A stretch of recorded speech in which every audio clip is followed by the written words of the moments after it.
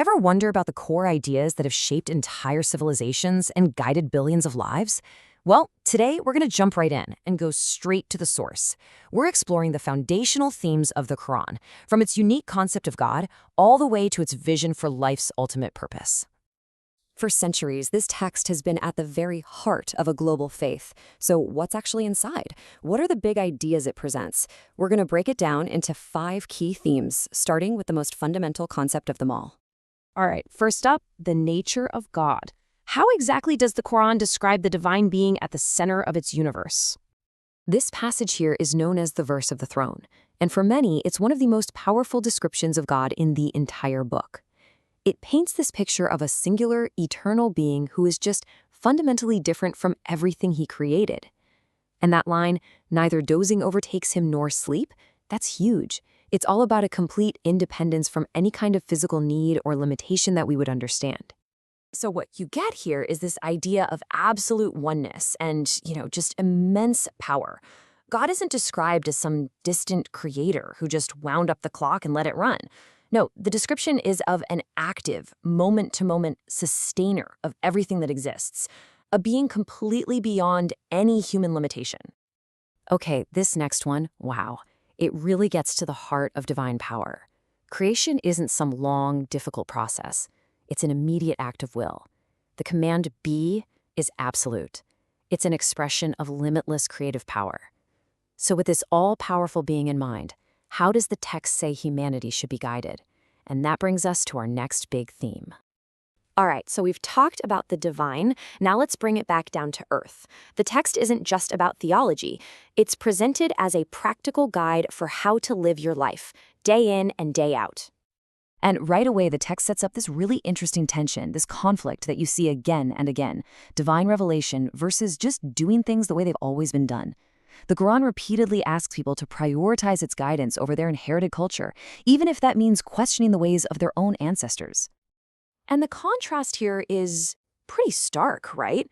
On one side, you've got the comfort of tradition, what your family and forefathers did.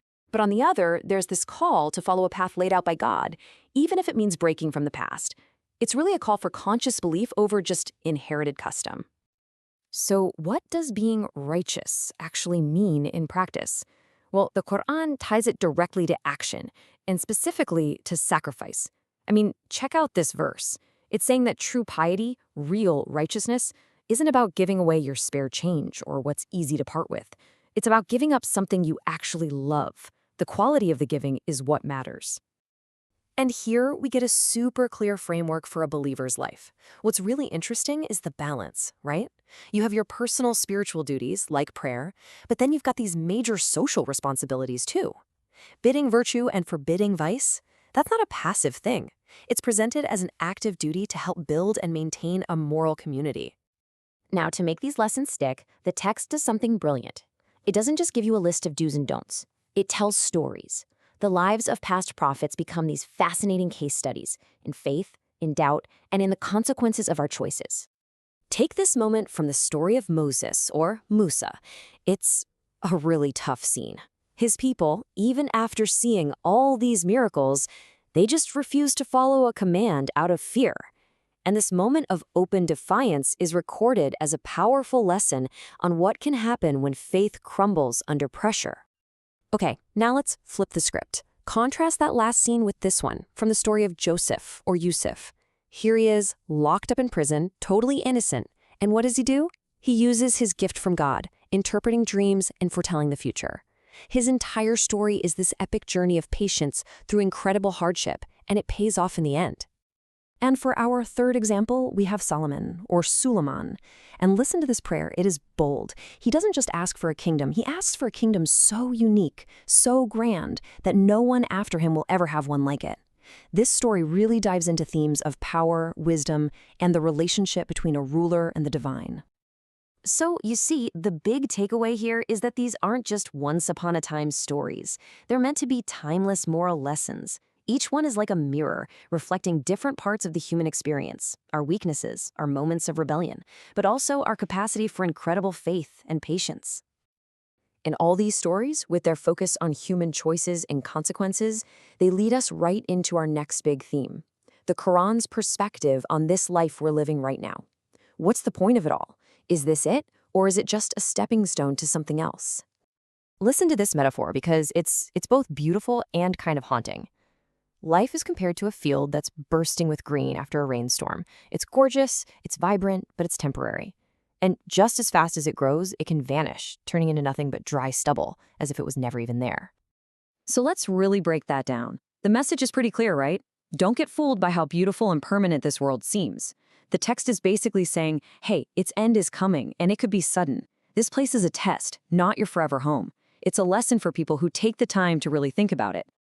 But, and this is a really important but, this doesn't mean you're supposed to just completely check out from the world. The text actually calls for a careful balance.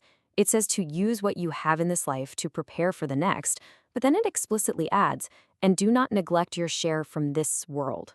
So it's not about total denial, it's about getting your priorities straight.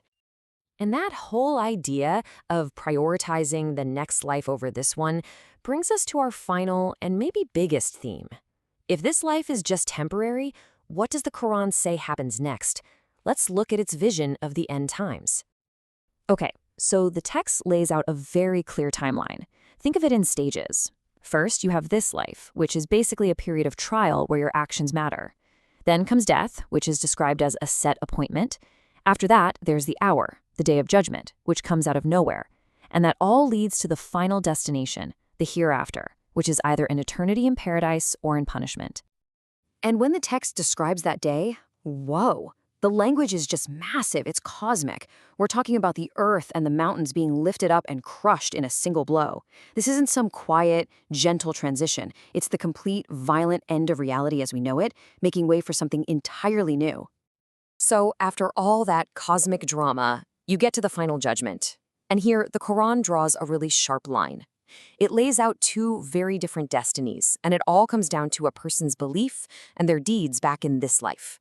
The idea of ultimate accountability is just central. Your choices here have eternal consequences.